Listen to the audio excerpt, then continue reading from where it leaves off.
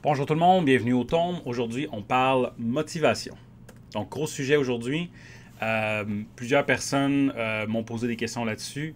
Donc, la grosse chose avec la motivation, c'est de réaliser d'où vient votre motivation. C'est quoi la source? Ça va contrôler beaucoup l'énergie que ça va vous donner. Ça va contrôler beaucoup quelle tâche que vous allez plus être attiré à faire. Donc, la première chose qu'il faut faire la différence, la grosse chose, en fait, c'est est-ce que votre motivation est extrinsèque ou intrinsèque? Est-ce qu'elle vient de l'extérieur de vous, donc quelque chose qui vient de votre environnement ou de quelqu'un d'autre, ou intrinsèque, est-ce qu'elle vient vraiment de l'intérieur? Intrinsèque va avoir tendance à être plus fort, plus persistant, donc durer plus longtemps, plus long terme, alors que l'extrinsèque peut être bon, mais ça doit être utilisé un peu plus, c'est plus à courte durée et c'est pas quelque chose qui va nécessairement là, vous propulser dans des projets à long terme ou des choses comme ça. Donc, j'ai mis plusieurs exemples ici d'extrinsèques. Donc, par exemple, la validation des autres, de la nourriture sucrée, alcool, drogue, médicaments, donc le sentiment de dopamine que ça nous donne, acheter des choses. C'est des choses qu'on peut facilement devenir accro. Par exemple, c'est des stimulateurs externes. Euh, Consommer des biens, faire l'achat de choses, même des expériences, les sensations fortes. Les jeux vidéo, les réseaux sociaux, c'est des choses qui vous donnent. C'est beaucoup relié à la dopamine, essentiellement, qui vient de l'extérieur. Ça vous fait sentir bien à court terme. Et le problème, c'est que ça renforcit souvent une espèce de mauvaise boucle, une boucle un petit peu malsaine. Là. Donc ça, je pourrais, qu'on s'entende, il y a des livres complets de psychologie décrits là-dessus. En passant de ça, ce que j'ai oublié de vous dire tantôt, c'est que tout ce que je vais vous dire là, c'est pas mal basé sur le livre Je suis un chercheur d'or de Guillaume Duluth, qui est un docteur en neuropsychologie. Il y a aussi une chaîne YouTube que je vous encouragerais d'aller voir. Là. C'est quand même, il y a beaucoup de choses vraiment intéressantes là-dessus. Donc c'est ça. Ça, c'est externe. C'est des choses qu'on ajoute dans notre système un petit peu là, pour stimuler à court terme. Quelque chose qui est intrinsèque, c'est plus les sentiments qui viennent de l'intérieur. Donc le sentiment de fierté de comprendre quelque chose, le sentiment de nous améliorer dans une tâche, la conscience du travail accompli et la réussite de relever un défi. C'est juste des exemples. Là. Donc c'est le sentiment qui vient de... Ça vient de l'intérieur ici. Et là, des fois, il y a des affaires qui sont un petit peu entre les deux. Donc, par exemple, la validation des autres, on pourrait se dire, mettons, mes parents me disent, hey, bravo, si on prend ça à un cours de maths, hein, c'est ça qu'on reste dedans en ce moment. Bravo, tu as fait un super beau travail, puis tu as eu une belle note en maths. Donc là, tu as une validation des autres qui vient, mais tu as aussi potentiellement un sentiment de fierté qui vient de l'intérieur. Quelqu'un peut-être qui reconnaît ça te fait manifester ce sentiment de fierté-là à l'intérieur. Donc, il y a comme une partie des deux. La différence, c'est que si tu le fais, si ça ne te donne pas de sentiment de fierté, puis que tu le fais juste pour que les autres te valident, puis toi, ça ne te fait pas sentir bien, tu t'en fous d'avoir une bonne, une mauvaise note ou whatever, mais c'est important pour ta grand-mère, ben, si tu le fais pour ta grand-mère, ça va être bien beau pour un petit moment, mais ça sera pas. À long terme, ça ne marchera pas. Et dans l'autre sens, par contre, si tu le fais parce que tu te sens fier, que tes parents te disent bravo ou pas, si tu te sens fier quand même, tu vas être en l'intrinsèque. Tu vas être capable d'être motivé. OK? Donc, il faut faire attention. Donc, souvent, les choses sont partagées un peu extrinsèques, intrinsèques, et dépendamment où est-ce qu'on se trouve, ça va donner la puissance de notre motivation. Donc, ici, je vais vous donner quelques exemples de qu'est-ce que vous pouvez voir comme comportement, dépendamment où est-ce que vous êtes entre les deux. Puis là, vous pouvez le faire avec les maths, vous pouvez le faire avec l'entraînement, vous pouvez le faire avec les sports, vous pouvez le faire n'importe quoi. C'est pas vraiment ciblé aux mathématiques, là, cette partie-là. C'est juste motivé à faire un certain comportement. Donc, si je suis 100% en extrinsèque, pas en intrinsèque, là encore là, des pourcentages, c'est très à peu près, c'est juste pour donner une idée. Je suis en motivation externe, ce qui veut dire que c'est totalement contrôlé par un agent externe. Donc souvent, c'est pour éviter une punition. Donc par exemple, quelqu'un qui dirait, je suis obligé d'aller au cégep, sinon mes parents vont me jeter dehors. Donc, ça, c'est un peu intense, mais je suis obligé d'y aller, c'est une obligation, j'ai pas envie d'être là. OK, j'ai pas envie d'être là en termes de motivation pour moi, mais il y a quelque chose qui me l'impose. Donc ça, c'est bon à courte durée. Bon, autant que la chose est là. Hein, donc, il faut le répéter sans cesse, comme vous voyez ici. Le moment où c'est plus vrai, ça, moi, je m'en vais du cégep. Et souvent, ce qui va arriver, c'est que le monde va essayer de trouver des manières de juste, mettons, aller chercher un travail pour sortir de ses parents sans avoir besoin de se faire contrôler comme ça.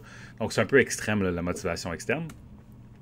Faible renforcement, ça me donne pas le goût d'y aller, ça me donne pas le goût de m'améliorer au cégep. Et le sens personnel est très faible, ça me parle pas, je le fais pour une raison totalement externe de moi. Ensuite de ça, si on a un petit peu plus de motivation intrinsèque, ce qui va arriver, on est quand même beaucoup en extrinsèque, c'est que souvent c'est face aux autres, c'est le regard des autres qui va nous affecter. Donc, si je dois réussir le cours, pas pour moi, moi je m'en fous un peu, mais sinon je vais être poche face aux autres. Donc, par exemple, mes amis ont réussi le cours, moi je devrais le réussir.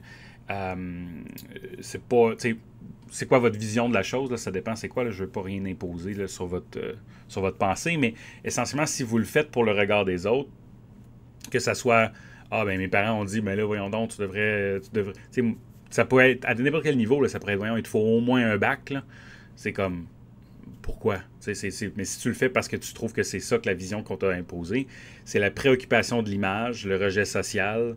Donc, c'est souvent aggravé par les médias sociaux. On voit des belles images parfaites, fait qu'on est un petit peu...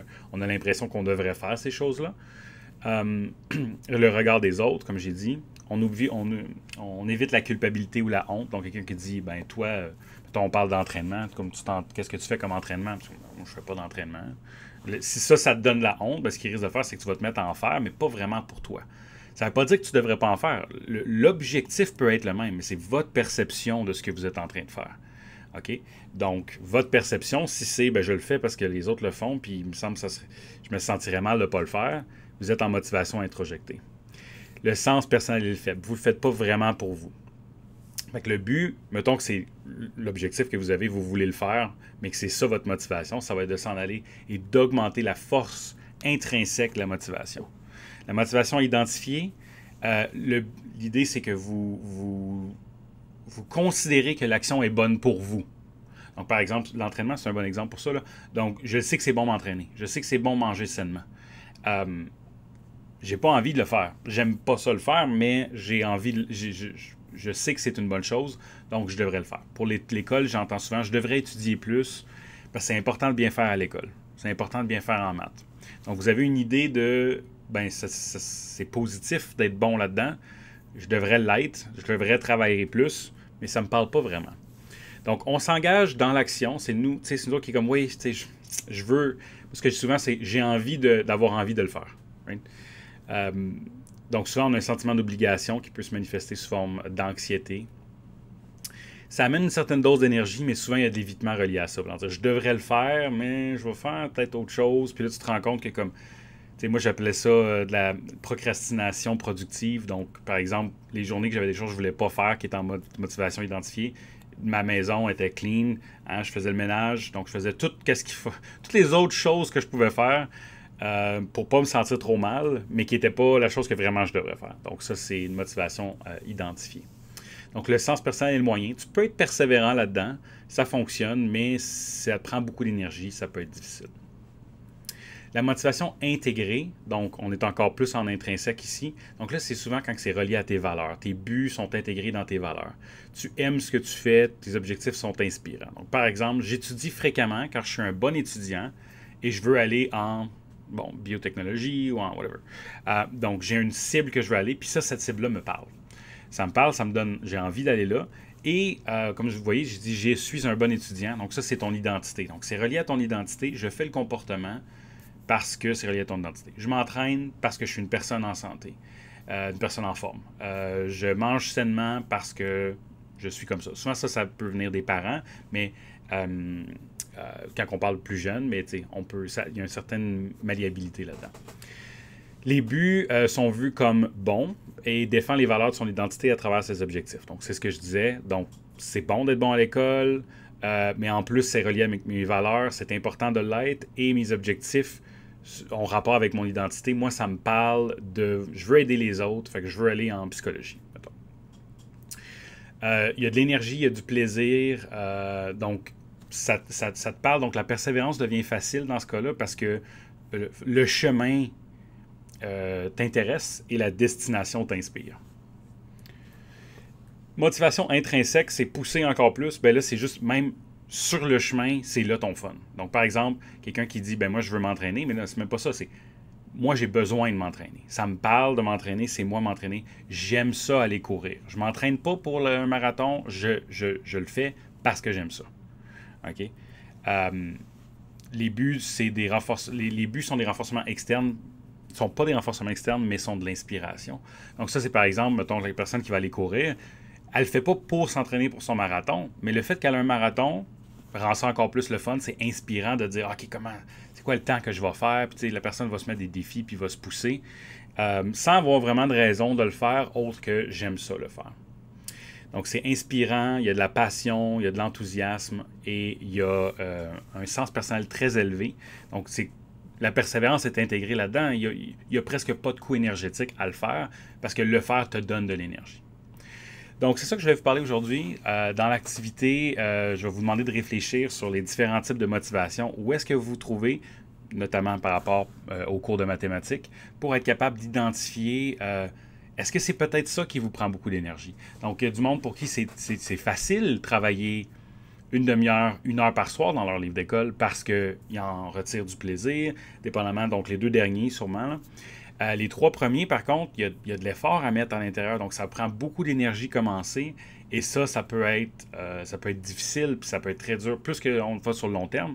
Puis si on parle de faire un deck, ou un 2 ans, un 3 ans, un 4 ans, écoute, il y a beaucoup d'énergie, ça devient difficile. Donc, il y a comme une boucle, comme je disais, motivation, objectif et discipline. La motivation, il y a beaucoup d'énergie qui est reliée à ces concepts-là. Donc, essayez juste d'identifier où est-ce que vous êtes posé. Le but aujourd'hui, c'est juste de vous faire réfléchir sur votre motivation. Où est-ce que vous en êtes? Vous pouvez réécouter cette vidéo-là en pensant à d'autres facettes de votre vie, que ce soit l'entraînement, que ce soit, je ne sais pas c'est quoi les autres choses qui vous intéressent, là. Qu'est-ce qui vous motive? Dans la prochaine vidéo, on va parler d'objectifs qui vont nous aider à augmenter notre motivation. Donc, merci. Au revoir.